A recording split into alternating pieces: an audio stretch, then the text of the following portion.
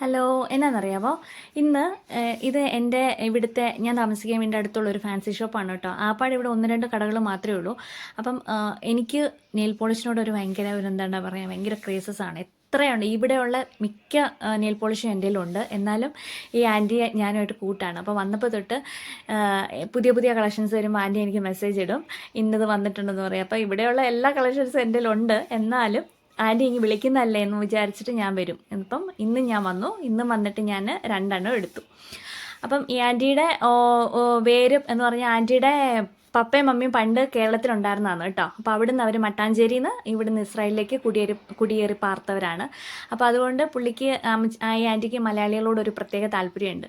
അപ്പോൾ എന്നോട് ചോദിച്ചിട്ട് 2-3 മലയാളം വാക്കുകളൊക്കെ പഠിച്ചു വെക്കും അങ്ങനെ. അപ്പം നല്ലൊരു ആൻറ്റിയാണ്. എനിക്ക് ഇവിടെ ആകപ്പാടെയുള്ള ഒരു 2-3 കൂട്ടുകാരിൽ ഈ ആൻറ്റി എൻ്റെ ഒരു കൂട്ടുകാരിയാണെന്ന് വേണം പറയാം. അപ്പം അത്രയേ ഉള്ളൂ ഇന്നത്തെ വ്ളോഗ്. അപ്പം ശരി, എല്ലാവർക്കും ടാറ്റാ. ആൻറ്റി എന്തേ എനിക്ക് ടാറ്റ